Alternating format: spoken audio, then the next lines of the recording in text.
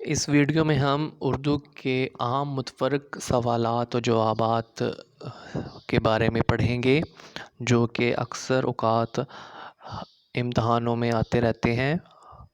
تو پہلا سوال ہے اس ویڈیو میں، زندگی اور دین اسلام کس کی تصانیف ہے؟ اس کا درست جواب ہے چودھری افضل حق۔ اس کے بعد سوال ہے، یادوں کی بارات، نقش نگار، شعلہ شبنم، روح ادب کا خالق کون ہے؟ اس کا درست جواب ہے جوش ملیحہ آبادی۔ اس کے بعد ہے کویسچن، خطبات احمدیہ، تہذیب الاخلاق، آثار السنادید۔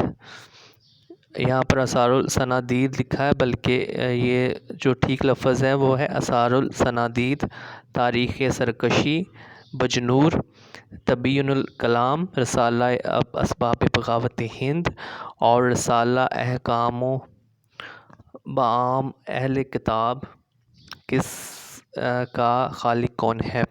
اس کا درست جواب ہے سر سید احمد خان۔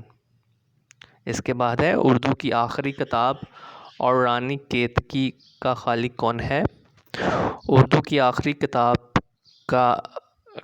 ابن انشا اور رانی کیتکی کی کہانی کا خالق ہے انشاءاللہ خان انشا۔ تو اردو کی پہلی کتاب بھی ایک کتاب ہے، وہ ہے مولانا محمد حسین آزاد کی کتاب ہے۔